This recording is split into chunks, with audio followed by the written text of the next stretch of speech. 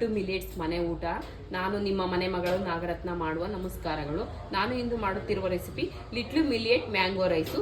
ಅದಕ್ಕೆ ಬೇಕಾಗಿರೋ ಸಾಮಗ್ರಿಗಳು, ನಾನು ಆಲ್ರೆಡಿ ಲಿಟ್ಲು ಮಿಲೆಟ್ ರೈಸ್ ಮಾಡಿ ಇಟ್ಕೊಂಡಿದ್ದೀನಿ.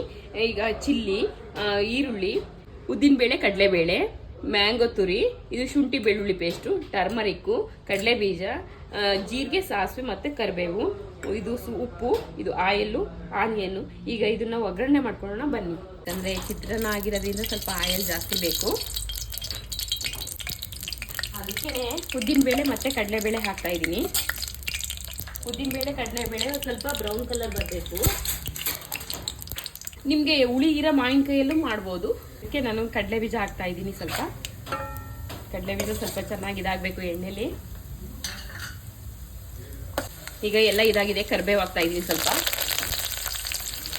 ಹಾಗೆ ಇದಕ್ಕೆ ಒಂದು 5 ಹಸಿಮೆಣಸಿನ್ಕಾಯಿ ಎತ್ಕೊಂಡಿದ್ದೀನಿ, ಅದನ್ನ ಹಾಕ್ತಾ ಇದ್ದೀನಿ. ಸ್ವಲ್ಪ ಹಸಿಮೆಣಸಿನ್ಕಾಯಿ, ಬೆಳ್ಳುಳ್ಳಿ ಪೇಸ್ಟ್ ಹಾಕ್ತಾ ಇದ್ದೀನಿ.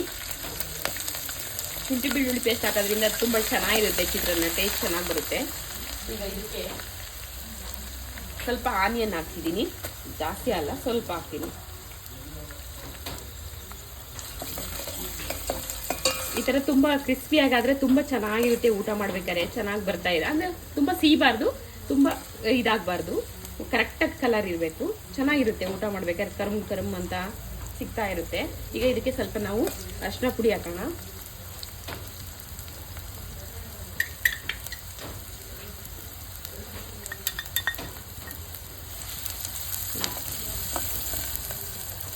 ಈಗ ಇದಕ್ಕೆ ನಾನು ಮ್ಯಾಂಗೋ ತುರಿದಿಟ್ಕೊಂಡಿದ್ದ ಮ್ಯಾಂಗೋ ಹಾಕ್ತಾ ಇದ್ದೀನಿ.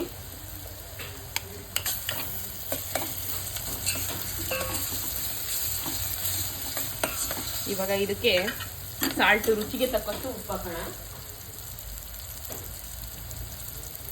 ನಾನು ಒಂದೇ ಒಂದು ಮ್ಯಾಂಗೋದು ಮಾಡ್ತಿರೋದ್ರಿಂದ ಇದು ಒಂದು 4 ಜನಕ್ಕೆ ಆಗುತ್ತೆ ಅಷ್ಟೇನೆ. ಯಾಕಂದರೆ ಇದು ಅನ್ಸೀಸನ್ ಆಗಿರೋದ್ರಿಂದ ಮ್ಯಾಂಗೋಸ್ ಜಾಸ್ತಿ ಸಿಗಲ್ಲ. ಇದು ಒಂದು 2 ನಿಮಿಷ ಕುದ್ಬಿಟ್ರೆ ಇದು ಗೊಜ್ಜು ರೆಡಿ ಆಗುತ್ತೆ. ಆಮೇಲೆ ಅನ್ನಕ್ಕೆ ಇದನ್ನ ಕಲಸೋಣ ಬನ್ನಿ. ನಿಮಗೆ ಈ ಥರ ಉದುದ್ರಾಗ ಅನ್ನ ಬೇಕು ಅಂದರೆ ನಾನು ಆಲ್ರೆಡಿ ಮಾಡಿರೋದು ರೈಸ್ ಮಾಡಿರೋದು ಇದೆ. ಉದುದ್ರಾಗ ಅನ್ನ ಮಾಡಿರೋದು ಮಿಲೆಟ್ ಮ್ಯಾಂಗೋ ರೈಸ್ ರೆಡಿಯಾಗಿದೆ. ಬನ್ನಿ ಸವಿಯೋಣ. ಈ ರೆಸಿಪಿ ನಿಮಗೆ ಇಷ್ಟ ಆಗಿದ್ರೆ ಲೈಕ್ ಮಾಡಿ, ಶೇರ್ ಮಾಡಿ, ಸಬ್ಸ್ಕ್ರೈಬ್ ಆಗಿ. ಧನ್ಯವಾದ.